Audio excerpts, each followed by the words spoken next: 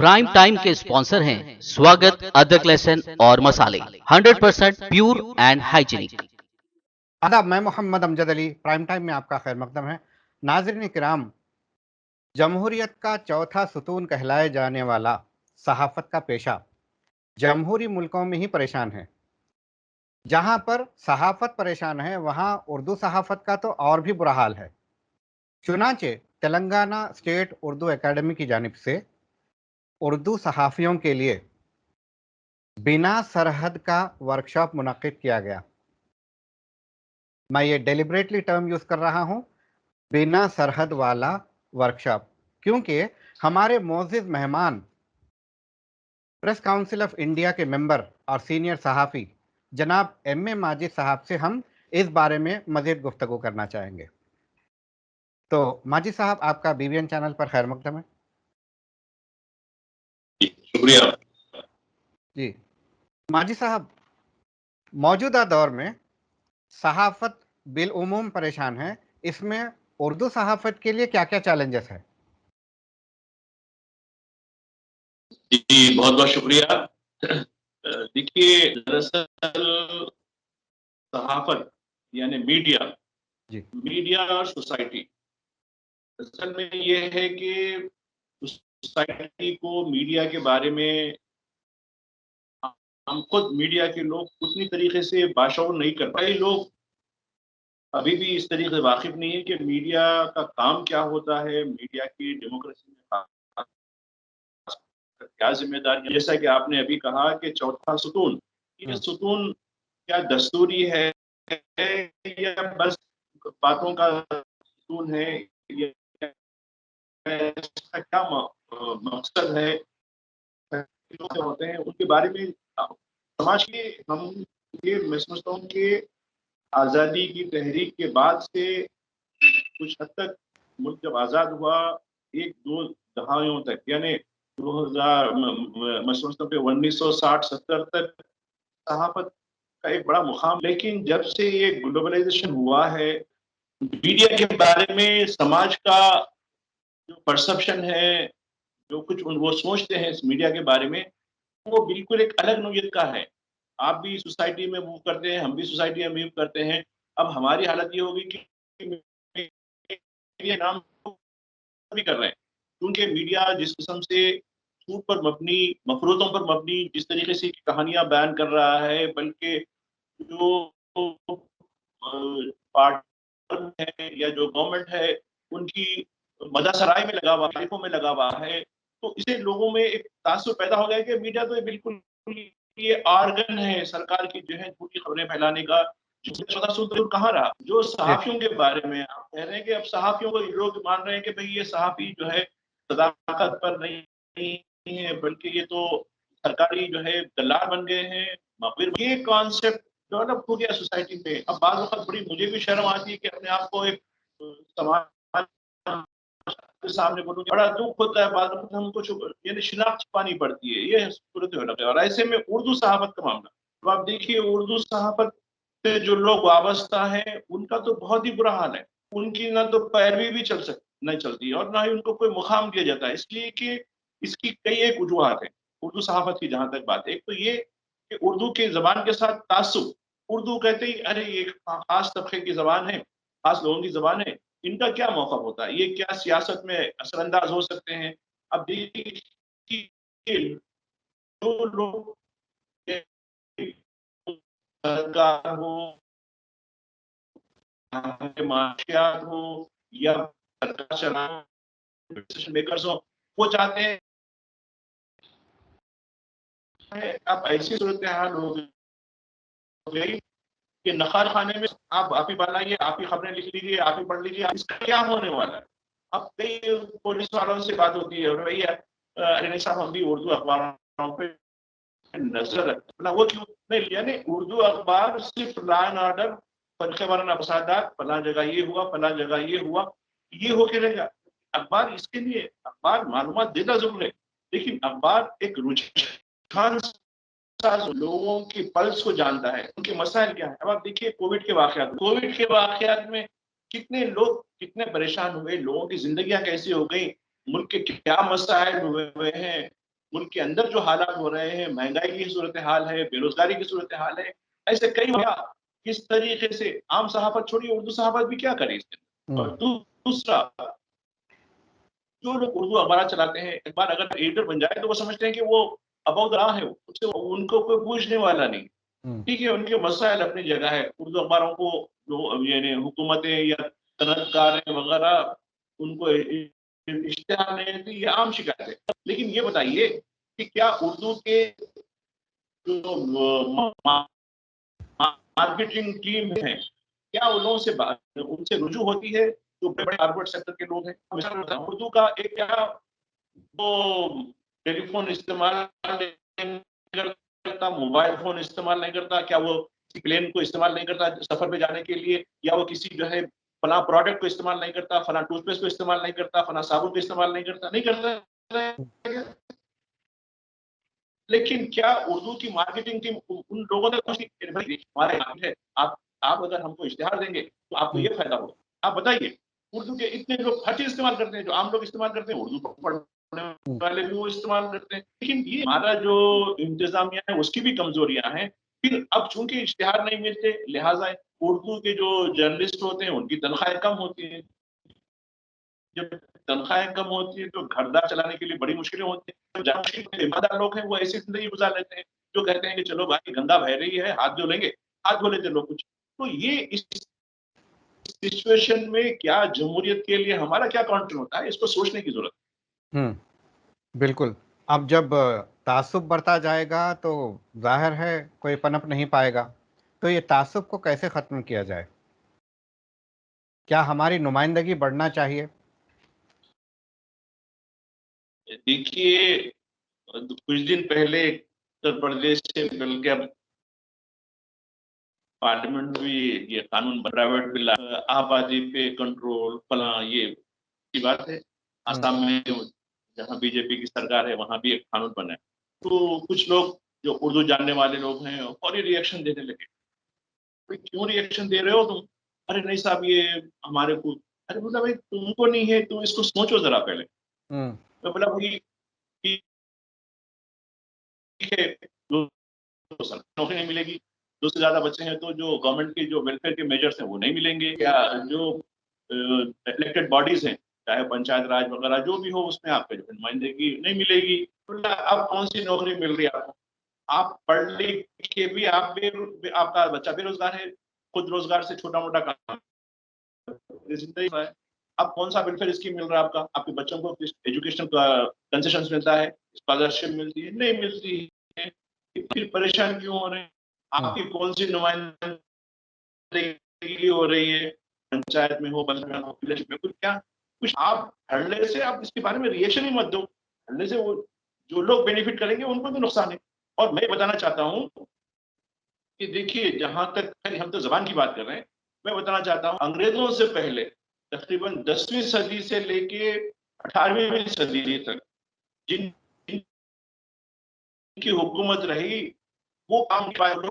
जबकि ये हुकूमत, भारतीय जनता पार्टी की हुकूमत अपने चंद साल में काम करके आबादी का जो कॉन्सेप्ट है वो बदल के रह जाएगा। ये क्योंकि जो बेनिफिट लेंगे वो कोई कम बच्चे पैदा करेंगे, जो बेनिफिट लेंगे वही सोच करेंगे। मतलब भैया आप बेनिफिट लो नहीं, ये हम रिएक्शन। और तलाक का मामला बताना चाह रहा हूँ, 2-3 मिसालें दे रहा हूँ। पहले देखिए 2 साल हो गया तलाक मिलकर, कितने तलाक हुए, कितने केसेस हुए, पूरे इस कॉन्टिनेंट में क्यों धूम मचाते हो? ये डराने के लिए क्या है? बल्कि आप देखिए इतना कन्वर्शन हो रहा है केरला में, कश्मीर में, हरियाणा में। लोग क्यों आ रहे हैं? कि तुम्हारे समाज में पहले खराबी है, दूसरे को इल्जाम दे रहे हैं कि देखो उनके पास तलाक है, उनका समाज ऐसा है। तो फिर क्यों ये लड़कियां जो है मजहब की क्यों दाखिल होना चाह रहे हैं? खुद से आप परफॉर्म ना करें। जैसा कि पहले प्रोपेगेंडा हुआ मोदी मीडिया के अंदर, 16 साल की बच्ची, 65 साल का बुड्ढा, फिर वो बच्ची को फिर दूसरे से समाज में वापस लाके क्यों शादी कर रहे हैं 16 साल की? तो ये है, आप इसको आपको रिएक्शन देने की जरूरत ही नहीं है। तो तासुब कैसे दूर? देखिए एक बात बताना चाहता हूँ कि हालिया दिन में जो भी कोविड का जो मामला हुआ उसमें कई लोगों की जो है लोग अपने ही रिश्तेदारों की लाशें छोड़कर भाग गए, या तो पानी में डाल दिए, या चिता माने शमशान तक आए नहीं, या कब्रिस्तान तक आए नहीं, कौन जाके मदद करा इनकी? आप बताइए, बीजेपी या आरएसएस, बजरंग दल, हिंदू वाहिनी के कोई वॉलंटियर्स आके उनकी हमदर्दी करे? तासुब किसकी बात का है? लेकिन फिर भी आप खुशगवार होते हैं। इससे पहले गुज़िश्ता साल 2000 में अपने घरों, अपने जो है आबाई मुकाम को वापस सुनने लगे। उनको रास्ते में मिलकर पानी, खाना, हत्ता के चप्पल तक दिया। कोई आरएसएस का वर्कर था, कोई बजरंग दल का वर्कर था, कोई हिंदू वाहिनी का वर्कर था। आप बताइए, इतना आप करने के बाद फिर भी आप मुजरिम होते, आप इंटरनेशनल होते। तो ये हमको जो है अपने अमल से, अपने अपने सबर, तहम्मुल, इतदाल के साथ हम करें। ये लोग चंद दिन के बाद देखिए ऐसी सूरत हाल होगी कि ये खुद अपने आप जो है इस तरीके से बना होंगे, क्योंकि ये लोग, ये राहत का रास्ता नहीं है, ये सुकून का रास्ता नहीं है इन्होंने जिसका इंतखाब किया। ये महज इक़्तिदार हासिल करने के लिए ये गेम खेल रहे हैं, और ये गेम बहुत कामयाब है उनके लिए। उनके इक़्तिदार किसी का दायरे रहने वाला नहीं है, आज नहीं तो कल जाने वाला है। उसके बाद आपका जो नज़्म है, आपका जो सब्र है, आपका जो इतदाल है, आपका जो किरदार है, वो आपको फिर से ऊपर ला, और ये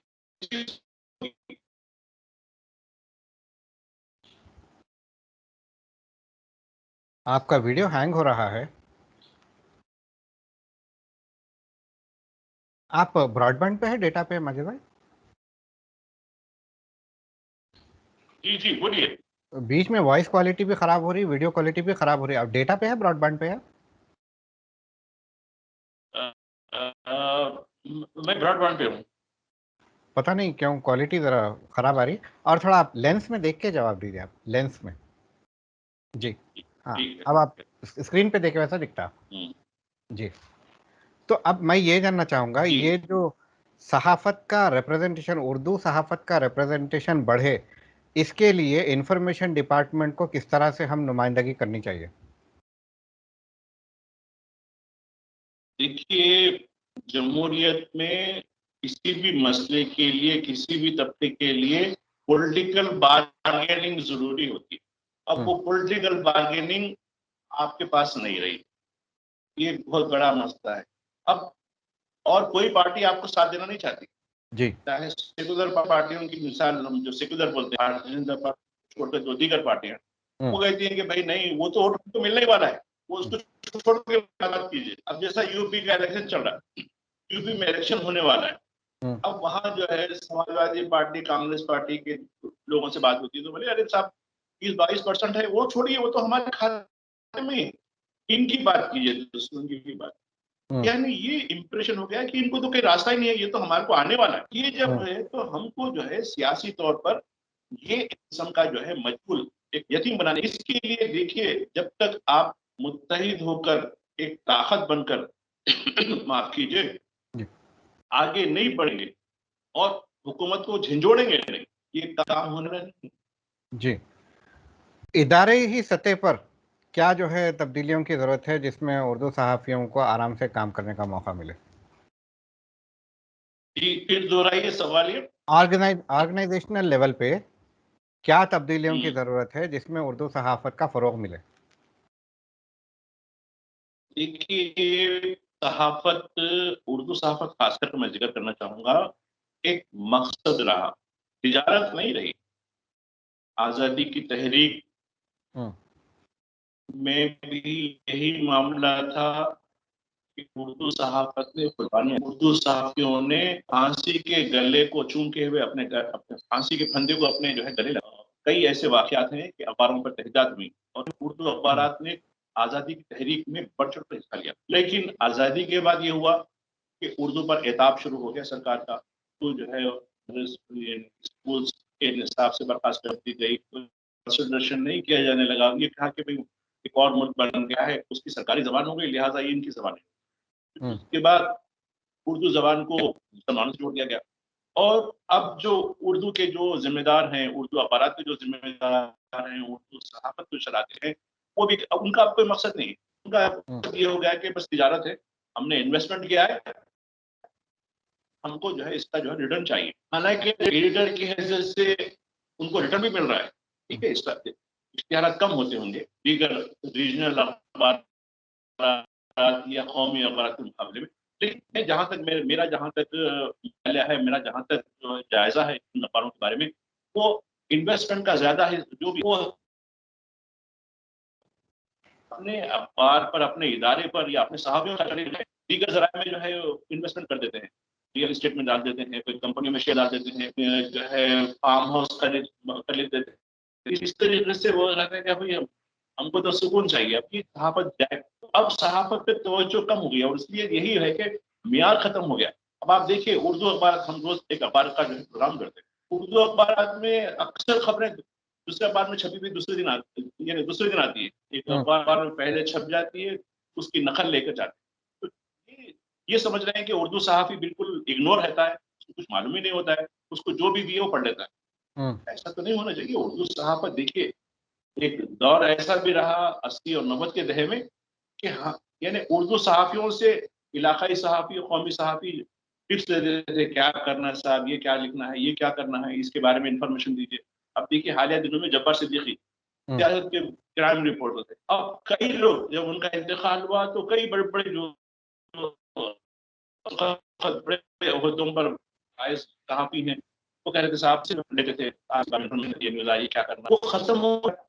अब बल्कि हम उर्दू सहाफ़ियों की जो विजिबिलिटी होती है फील्ड में रहने की, वो भी कम हो गई। आप भी तो फील्ड में रहते हैं, देखिए कितने अखबार के सहाफ़ी आपको मिलते हैं, न्यूज़ तो आती है, अरे भाई न्यूज़ तो ले ली, तुम तो दिखे नहीं ना। नहीं मैं टीवी में देख के, अगर ये मियार हो गया, उर्दू सहाफ़त कहाँ रहेगी?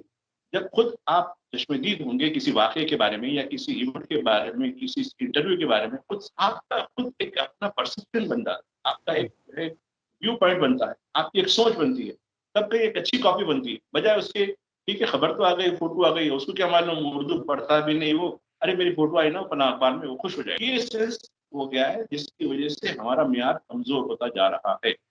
जी। अब अखबारात से हम इलेक्ट्रॉनिक मीडिया की तरफ आते हैं, जहां अखबार में दूसरे दिन की न्यूज़ बासी खबर आती है, वहीं पर इलेक्ट्रॉनिक मीडिया में तो घंटों में न्यूज़ पुरानी हो जाती है। तो ऐसे में इलेक्ट्रॉनिक मीडिया का भी आजकल ये रोल है कि किसी और चैनल से टीवी में कैप्चर कर लेते हैं और उसको तोड़-मरोड़ के विजुअल पेश करके अपनी तरफ से जो सुनते हैं उनसे, उसका जो है स्क्रिप्ट बना दे के न्यूज़ पढ़ दी जाती है। तो ये जो न्यूज़ रूम्स में ये जो चोरी हो रही है, इसके बारे में आप क्या कहेंगे? कैसे देखेंगे आप? देखिए, मीडिया न्यूज़ की चोरी ऐसी चोरी है जो ज़ब्त कानून नहीं है, मैं तो हुँ, गिरफ्त में नहीं आती हूँ। हुँ, चाहे वो अखबारों की तरफ से हो या चैनलों की तरफ से हो। जी, दूसरी जो बात, मीडिया एक बहुत बड़ा हथियार है। तो आजकल मैं देखता हूँ कि मेजॉरिटी जो मीडिया है हुँ, इलेक्ट्रॉनिक मीडिया की जहाँ तक बात, वो मुझसे कोई स्टोरी आप बताइए, कोई ऐसी स्टोरी, हालाँकि समाज में कई मसाइल हैं, हुँ, कई मसाइल हैं, माशी मसाइल है, समाजी मसाइल है, सियासी मसाइल हैं। आप बताइए कोई एक कॉन्सेप्ट लेके स्टोरी करता है? अरे भाई फलाँ वाक़या कवर कर ले, फिर वो पुलिस की प्रेस कवर कर ले, वो फलाँ मिनिस्टर की हुई कवर कर ले, वो वक़्फ़ बोर्ड की वाक़या नहीं कर रही है खाली। आप हुँ, बताइए कि क्या थीम हम दे रहे हैं? क्या चीज़ हम बता रहे हैं? और आप देखिए कोई नरेशन, कोई स्क्रिप्ट के ऊपर कोई काम हो रहा है? नहीं हो रहा। तो स्टोरी पे नहीं हो जी, रहा। फलाँ दे दिया, इन्हें इसको कत्ल करा, इसकी ये हो गई, इसकी ने ये इसकी जो घरवाली भी एक हिस्सा ज़रूर है, लेकिन वही सब कुछ सहाफ़त नहीं है, वही सब कुछ मीडिया नहीं है। तो ये एक बहुत जायज़े की ज़रूरत है और दरअसल ये है कि अब मीडिया में जो है एंट्री फ्री है, दरवाज़ा नहीं है मीडिया में। बिल्कुल। अब आप बताइए कि मैं मीडिया में आना चाहता हूँ, तो मेरे को क्या क्वालिफ़िकेशन की ज़रूरत होती है? मैं कुछ लिखना भी नहीं आता। मैं खाली गोटा पकड़ एक माइक पकड़ के आ जाता हूँ, जी, आप जो बोले ले लेता हूँ। नहीं, एक कोरियर की सर्विस, एक कोरियर को जाके बोले भाई चिल्ला ले, ला दिया। अब वो जो बैठता है टेबल पे वो कुछ उससे खुद से सवाल नहीं होता। अब आप देखिए जब हम निज़ाम में सहावत में दाखिल हुए थे, तो हमें बड़ी तरबियत दी जा मतलब कहा जाता था। तो हम किसी की प्रेस कॉन्फ्रेंस हो रही है, जो शेड्यूल बनता है, उसके बारे में स्टडी करके होमवर्क करके जाते थे। ये क्या मौक़िफ़ पे बात करेगा, इन्हें कौन-सी चीज़ का इंचार्ज है ये मिनिस्टर, ये कौन-सी चीज़ें आजकल जा रही है, कौन से कानून आने वाले हैं, इस पे सवाल होते थे। आप बताइए हुँ, सवाल क्या है? हो रहा है। पुलिस की रिपोर्टिंग सिर्फ रिपोर्ट, या किसी इदारे की रिपोर्टिंग, महकमे की रिपोर्टिंग सिर्फ रिपोर्ट। आप ये क्या स्टडी करके जाते हैं? तो पहले हम, और किसी भी शोबे में जाने के लिए, अगर आप मेडिकल के शोबे में गए हैं तो आपकी मेडिकल क्वालिफिकेशन होती है, कानून के शोबे में है तो आपकी लॉ क्वालिफिकेशन कुछ ना कुछ होती है हर चीज के लिए। आप बताइए यहाँ कितने लोग काबिल, कितने लोग पढ़े लिखे, कितने लोग समझदार हैं? कई ऐसे लोग हैं, यकीनन ठीक है, हम मानते हैं कि उनकी बड़ी तालीम नहीं है, लेकिन उनका जो तजुर्बा, उसकी बुनियाद पर वो आज बड़ी सीटों पर है, यकीनन है। लेकिन इसका मतलब ये नहीं कि हर एक के लिए गेट फ्री कर दें। गेट ही नहीं होती जर्नलिज्म को, तो मीडिया को तो गेट नहीं होती। कोई भी आया, अब आप देखिए हाल ही दिनों में लॉकडाउन वगैरह आप भी देखे, हम भी देखे, इतने लोग प्रेस लगा के फिर रहे हैं, मीडिया लगा के फिर रहे हैं, वो कांटा लगा लेके फिर रहे हैं। नहीं सकता, बाद लोग पूछ के मुझसे, भाई साहब ये अभी होगा भाई, फला न्यूज, ये न्यूज, वो न्यूज, ये न्यूज। ऐसा दिखता है कि हर दूसरा आदमी कोई ना कोई प्रेस से वास्ता हो गया, ऐसा दिखता है। जी जी इतनी भीड़ में हम कहाँ फिट, हम खामोश रह जाते हैं, भाई ठीक है फिर होगा उनका। ये बताना चाहता हूँ कि देखिए, और दूसरी बात, मीडिया ऑर्गेनाइजेशन वो महज अपनी शोहरत वगैरह के लिए काम कर रहे हैं। उन्होंने अपने लोगों को क्या तरबियत दी, क्या कोई ट्रेनिंग का इंतजाम किया है? सिवाय कुछ नेशनल चैनलों, नेशनल मीडिया ऑर्गेनाइजेशन की, regional media, in house school है। अब बताइए उर्दू में इन हाउस स्कूल किसी का है? आप भी देखते हैं कि हमारी यूनियन वगैरह जो भी हमारी एक्टिविटीज है, कुछ ना कुछ हम लोग ट्रेनिंग देने का काम करते हैं, नहीं जानते। लेकिन इदारे की जानिब से, आप कहा कि इदारे जाती सतह पर, आप बताइए उनका महासभा तो ये क्या, उन्होंने खुद अपने लोगों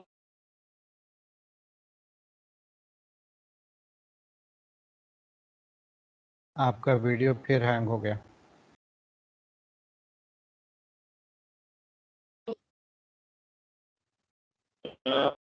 लोगों से मिलते हैं, उनकी ना तो उनकी पैरवी चलती, ना तो उनको चलता। अगर आप कोई खबर छाप दिए, दे दिए, तो उनके लिए ईद का दिन रहता है उस दिन, अरे भाई खबर आ गई। तो ये कब तक चलेगा? ये जब तक हम महासेवा नहीं करेंगे, जब तक हम अपने आप को दुरुस्त नहीं करेंगे, तो हमारी कोई विखत रहेगी, कोई हमारी हैसियत ही नहीं रहेगी। हम्म। जी। अब आपने जो इन हाउस ट्रेनिंग की बात जी की है, इन हाउस ट्रेनिंग उस वक्त होगी जब आप कुछ ना कुछ बेसिक क्वालिफिकेशन के लोगों को आप जॉब देंगे।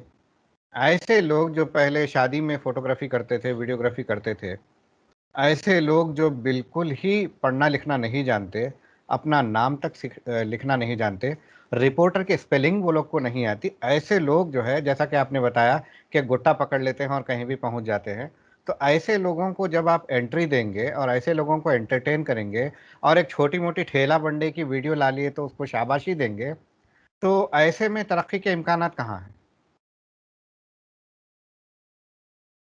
देखिए, एजुकेशन क्वालिफिकेशन या कोई तरतीब नहीं हो। देखिए, इंसान एक ह्यूमन रिसोर्स में अंडर, आप ह्यूमन रिसोर्स है, ठीक है, लगा उसके रिपोर्टर का स्क्रीन उसको नहीं मालूम है, वो खाली एक मैक लेकर आ जाए, वो भी आप संवार सकते हैं, उसको भी इन हाउस ट्रेनिंग दे सकते हैं कि इस तरीके का काम कीजिए, ये कीजिए, इस तरीके की पढ़ाई लिखाई नहीं, लेकिन उसको एक तर्ज बताइए, ये इशूज ये है। इंसान में उसकी समझ तो है, कुदरत में इंसान बहुत सी चीजें सलाहियत, हम्म। तो ये जो इंसानी सलाहियत है, उसका जी ये नहीं कि भाई उसको 10 समझ नहीं आती, उन्हें गुड्डा पकड़ने वाला, उन्हें जो है खाली मैच पकड़ते जाने वाला लाभ देने वाला है, ऐसा नहीं है। इससे great human being, human being बहुत बड़ा जो है कुदरत का अतिया है, इंसानी वसाइल जो हो रहे हैं, उस इंसानी वसीले का हम सही इस्तेमाल करें तो करें। अब देखिए, लोग जानवरों को, पेट एनिमल्स को तरबियत देते हैं। हम्म जब एक एनिमल, एक जानवर तरबियत हासिल कर सकता है, आपके घर के जो बिल्लियां रहती है, कैसी ट्रेनिंग देते हैं उनको। एक, हम्म एक तो क्या इंसान उससे बेहतर हो गया? क्या इंसान को तरबियत नहीं, महज लिखना पढ़ना नहीं आता, महज एक अलग बैकग्राउंड से, ठीक है, ये फंक्शन हाल में, फंक्शन में जो है फोटो लेते हैं, कोई बात नहीं है उसमें, हम्म कोई हर्ष नहीं है। अगर वो हमारे फील्ड में आता है, उसको बेसिक नॉलेज, बेसिक तरीके तो हम सिखा सकते हैं, कोई हर्ष नहीं है कि भाई, मैं कह रहा हूँ कि इसको गेट नहीं है। जब गेट नहीं है तो आपको पूरी तरीके से, जैसा कि आजकल सैनिटाइजिंग का आ गया कि भाई जैसे ही आप दाखिल होंगे सैनिटाइज करना, फलाना करना, तो उसको भी मीडिया सैनिटाइज करो आदमी को, ठीक है, वो बैकग्राउंड से अलग आया, इसका मतलब ये नहीं कि उसको धुतकार दे सकते। यकीनन वो भी एक ह्यूमन रिसोर्स है जिसको हम वेलकम करना चाहिए। मगर ह्यूमन रिसोर्स की वैल्यू जब होती है जब उन्हें हुनरमंद हो, और हुनर दिया जाता है, इब्तदाई तालीम होती है, फिर जो है आला तालीम होती है, तब जाके वो एक काम के काबिल होता है। अब अगर आप बिल्कुल ही कोई लिखना पढ़ना नहीं जानता है, तो वो न्यूज़ आइटम या स्टोरी या कैसे जो है पॉइंट कलमबंद करेगा। और फिर मीडिया हाउसेस जी, का जी, बहुत ही कम ये तवज्जो होती है रिपोर्टर्स पे। पैदाइशी तौर पर हुनर लेकी बात गलत नहीं, नहीं, पैदाइशी तौर पर कोई हुनर पैदा नहीं होता। आप और हाँ, हम ऐसे ही पैदा कलम लेके पैदा नहीं हुए। बिल्कुल बिल्कुल। जो है तो हमको जो है जैसे आप जो है तो लोग आ रहे हैं, आप रोक नहीं सकते। आपके पास कानून है क्या किसी को रोकने का? मीडिया में रोकने का कानून है?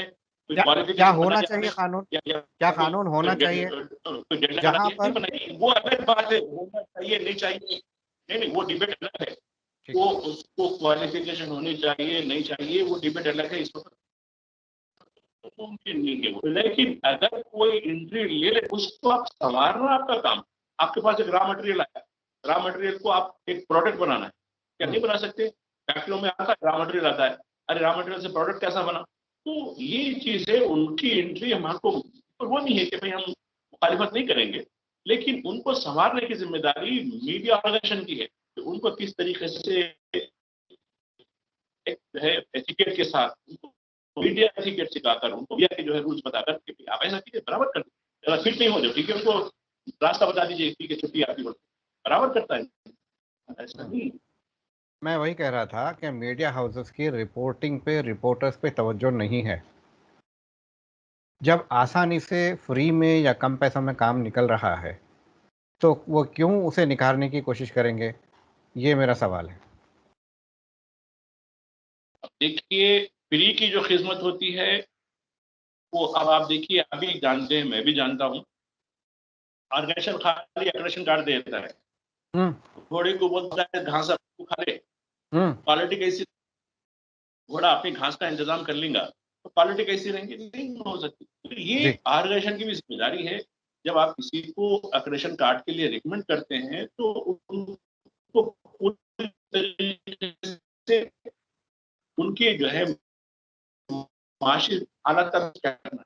आप देखिए, ठीक है, लोग बोलते हैं साहब वो ठहर के देखो, लोग अब उनको जो है थोड़े से जो है एनवेलप देना है, लिफाफे देने का रहता है। ये सिस्टम क्यों आया?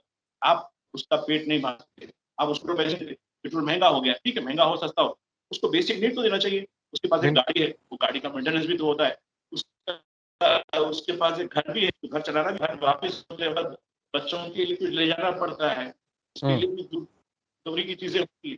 तो ये जब तक हम देखिए बेसिक नीड पर हम बात नहीं करेंगे तो इसके कसूरवार तो ऑर्गेनाइजेशन है। इसके लिए बिल्कुल। लोगों को आप ये जो रिपोर्टर्स वगैरह है या जो भी गोटा लेके जाने वाले उनको जिम्मेदार नहीं, ये इंतजामिया की जिम्मेदारी है। हम्म। इंतजामिया ही वो जो क्वालिटी आ रही है उसके लिए जिम्मेदार है। जी। तो ये जो आपने बताया कि बेसिक नीड्स होते हैं, उनकी फैमिली होती है, अगर हम मुख्तसर सा भी अगर तखमीना लगाएं, तो एक 5,000 कोई किराए का घर ले ले, single house, single bedroom house, और एक 4-5 हज़ार में भी बड़ी मुश्किल से घर का खर्चा चला ले, और बच्चों की स्कूल फीस एक 4-5 हज़ार में कर ले, तो 15,000 तो ऐसे ही देना पड़ेगा एक रिपोर्टर को। जी, तो कहाँ तैयार हैं आजकल के मीडिया हाउसेस 15,000 एक रिपोर्टर को देने के लिए? कैसे होगा? अब जी, जी, सहाफ़ी का कैसे ये भला होगा? उर्दू सहाफ़त का कैसे आप भला होगा? मुकामी नहीं, नहीं, मैं बता रहा ये मीडिया के जो बड़े हाउसेस हैं वो चंद एक फिगर को लाखों का पैकेज देते हैं, लाखों रुपए का पैकेज देते हैं। हुँ। बाकी लोगों का एक्सप्लॉयटेशन, जैसा आप बजाय 5,000 10,000 पास को तो ऑपरेशन कार्ड के ऊपर देते हैं, भाई तो ले ली ना, हुँ। काम करते रहे मुफ्त में। ये करते हैं दिखाने के लिए, लोग 1 लाखों का पैकेज देते हैं। मीडिया की जो जिम्मेदारी होती है, आपके इब्तिदा में जैसा कह रहे हैं कि ये जमहूरियत का चौथा सुकून है, ये जो है अवाम की जो है आवाज उठाए, खुद जो है और जो एक्सप्लॉइटेड हो रहे हमारे समाज में उनके, लेकिन खुद मीडिया में लोग जो एक्सप्लॉइट हो रहे हैं उनकी आवाज कौन उठाएगा? जब खुद मीडिया में लोग एक्सप्लॉइट हो रहे हैं, वो दूसरे समाज के एक्सप्लॉइट होने वाले लोगों की आवाज कैसे उठाएंगे? ये सही बात। बिल्कुल कॉन्सेप्ट गलत है। हमारी डेमोक्रेसी में ये किस्म का हो रहा है कि मीडिया को जो है बिल्कुल जिस किस्म से मीडिया चलाया जा रहा है उस पर लोगों को भरोसा नहीं। अब आप देखिए, कोई एक चैनल पे लोग देख के यानी भरोसा नहीं करते थे, उस पर जो है कॉन्फिडेंस नहीं आता कि भाई ये होगा, ये होगा। आप चैनल देखते, दूसरा चैनल देखते, तीसरा चैनल देखते, फिर अपना कंक्लूजन रखते हो लोग कि बात सही क्या है। भरोसा नहीं रहा, मीडिया पे भरोसा समाज का उठ गया। तो अब ये मसले को कैसे सुलझाएंगे? जहाँ किसी का लाइवलीहुड नहीं बनता हो उसमें, वो ईमानदारी से, दियानतदारी से क्यों जॉब करेगा? वो वैसे ही एक्सप्लॉइट नहीं होगा। करेगा, वही लोग आएंगे यहाँ। नहीं, वही लोग आएंगे मीडिया में, वही लोगों की एंट्री हो रही है जो समाज के बारे में फिक्रमंद नहीं होते, बल्कि अपना देखना चाहते हैं। बल्कि मीडिया ने अच्छे ब्रोकरों को, बड़े बड़े मुकाम पे अच्छे ब्रोकरों को पैदा किया है, जो पॉलिटिकल ब्रोकरी करते हैं एक पार्टी से दूसरे पार्टी को। आपको देख रहे हैं तेलंगाना में, हैदराबाद में, दिल्ली में कितने हमारे लोग ब्रोकर बने हुए हैं, और बड़े बड़े उनके बंगले, बड़े बड़ी गाड़ियां। तो कुछ साथियों जो थे रीजनल मीडिया के हैं, वो साहब जो है हाँ, आप ब्रोकरी करो, करोड़ों रुपए कमा लो। तो अब मीडिया का जो उससे जो कह रहा हूँ ना, हमारी डेमोक्रेसी का चौथा सुतून एक तो मोदी मीडिया बन गया है, दूसरा इस किस्म से जो ब्रोकरी हो रही है, पॉलिटिकल ब्रोकरी, ये तो छोटी ब्रोकरी नहीं, पुलिस वालों के स्टेशन से 1000 रुपए ले लिए, 2000 रुपए, ये नहीं, 1,200 रुपए की ऐसी जो है किस्म की जो ब्रोकरी हो रही है। रिसेंटली जो है पिछला राजेंद्र का जो मामला है, उसमें कितनी ब्रोकरी हुई, यानी बताना चाह रहा हूँ। और ये खुली बात है, कोई बात नहीं, क्योंकि हमारे साथ ही इसमें इन्वॉल्व है, तो वो तो हमसे शेयर ही करते हैं कुछ चीजें। है कितना लिया, क्या लिया, वो उनका मामला है, लेकिन किया मामला। क्या ये ट्रेंड को चेंज किया जा सकता है, रोका जा सकता है, दूसरी डायरेक्शन में मोड़ा जा सकता है? इसके लिए पॉलिटिकल विल, स्ट्रॉन्ग विल होना चाहिए। लेकिन अब इस वक्त जो पॉलिटिकल हमारे जो रूलिंग क्लास है वो नहीं चाहती, वो तो चाहते हैं ऐसा होना चाहिए। ये चौथा सुतून क्या है, इसका कोई ट्रांसमिशन वैल्यू नहीं है। हम 3 सुतून पर ठहरे हुए हैं, ये आके घुसर गए चौथा सुतून पर, चलो इनको निकालो। अब आप देखिए कौन सी हुकूमत आपके लिए अच्छा रुझान रखती, आप उनकी गाएंगे, आपके लिए तोहफे ताया शुरू होते हैं, आपको एडवर्टाइजमेंट शुरू होता है। अगर आप उन पर तनकीद करेंगे तो अरे इसको ब्लैकलिस्ट बोल रहा है हमारे खिलाफ। ये ऐसी डेमोक्रेसी खुल के बोल रहे हैं, तनकीद का जो है वेलकम करना हो। बहुत बड़ा ज़र्फ रखना पड़ता है, बड़ा कलेजा रखना पड़ता है, अपनी तनकीद सुनना और अपनी तनकीद, अपने खिलाफ तनकीद की जाने पर बर्दाश्त करना। आजकल इतना बड़ा ज़र्फ रखने वाले शायद ही कहीं मिलेंगे। तो फाइनल कमेंट क्या है आपका? क्या फ्यूचर देखते हैं आप उर्दू सहाफ़त का? देखिए, मैं तो ठीक है, हमारी जो भी नस्लें हैं, मैं समझता हूँ कि आने वाली नस्लें हमसे अच्छी होंगी। वो जरूर समाज बेदार हो, जो झूठ पर मबनी या मफरूजों पर मबनी चाहे सहाफत हो या समाजियत, देखिए कानून में फितरत बहुत बड़ी चीज है। हम समझते हैं कि कुछ दिन के लिए हमको मिल गई, हम इख्तियार पर हम फैसला करने की सलाहियत आ गई, तो हम समझिए कि आज के मालिक आप हैं, लेकिन आने वाला दिन तो आपका नहीं होगा। कल और होगा। आने वाला दिन रोशन होगा, है आने वाला दिन यकीनन रोशन होगा। ये झूठ की सल्तनतें मीडिया की नहीं चलने वाली है। ये मोदी सब जो है आज नहीं तो कल तो ये जो है होगा। यकीनन सदाकत की रोशनी, सदाकत की एक छोटी सी ये जो अंधेरे का जो भ्रम है उसको तोड़ देती जी। यही मानता हूँ आने वाली सुबह ज्यादा रोशन होगी, और हमें नाउमीद होने की जरूरत नहीं है। बस हमको फिर से हमारा महासेवा करने की जरूरत है, यही मैं महसूस करता हूँ। ओके, बहुत शुक्रिया आपका हमसे बात करने का। तो नाज़रीन, इस उम्मीद के साथ कि वो सुबह कभी तो आएगी और उर्दू सहाफ़त का भला होगा, इस नोट पर आज के प्रोग्राम को ख़त्म करते हैं। जरूर आएगी, जरूर आएगी। जी, इंशाअल्लाह, इंशाअल्लाह हम भी हमारी कोशिश जारी रखेंगे और माजी साहब का भी ताउन हासिल रहेगा। बेहद शुक्रिया मजी साहब। इंशाल्लाह अगले एपिसोड के लिए हमें इजाज़त दीजिए। शब बखैर।